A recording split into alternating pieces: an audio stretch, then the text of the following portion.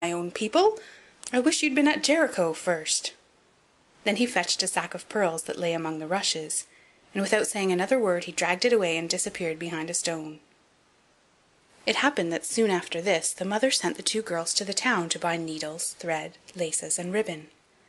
Their road lay over a heath where huge boulders of rock lay scattered here and there.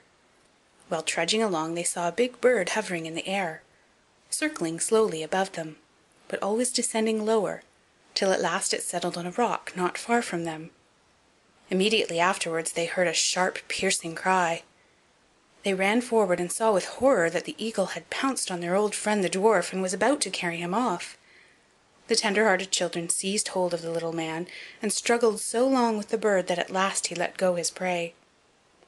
When the dwarf had recovered from the first shock, he screamed in his squeaking voice, "Couldn't you have treated me more carefully?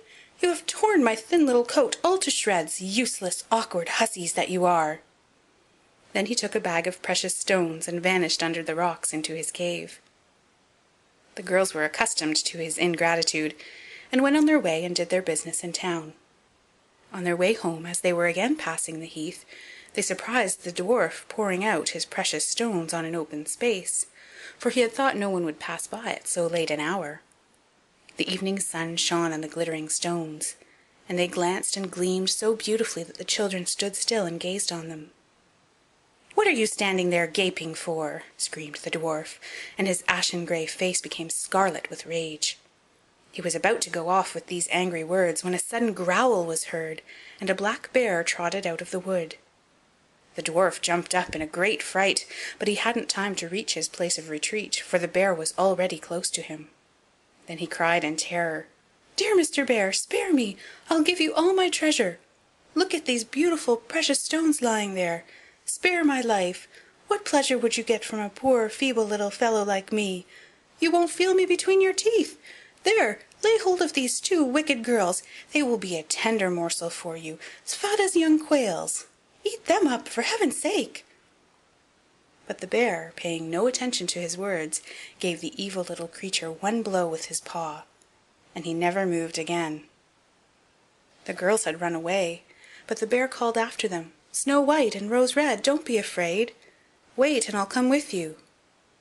Then they recognized his voice and stood still, and when the bear was quite close to them his skin suddenly fell off, and a beautiful man stood beside them, all dressed in gold. "I am a king's son," he said, "and have been doomed by that unholy little dwarf, who had stolen my treasure, to roam about the woods as a wild bear, till his death should set me free. Now he has received his well-merited punishment." Snow White married him, and Rose Red his brother, and they divided the great treasure the dwarf had collected in his cave between them.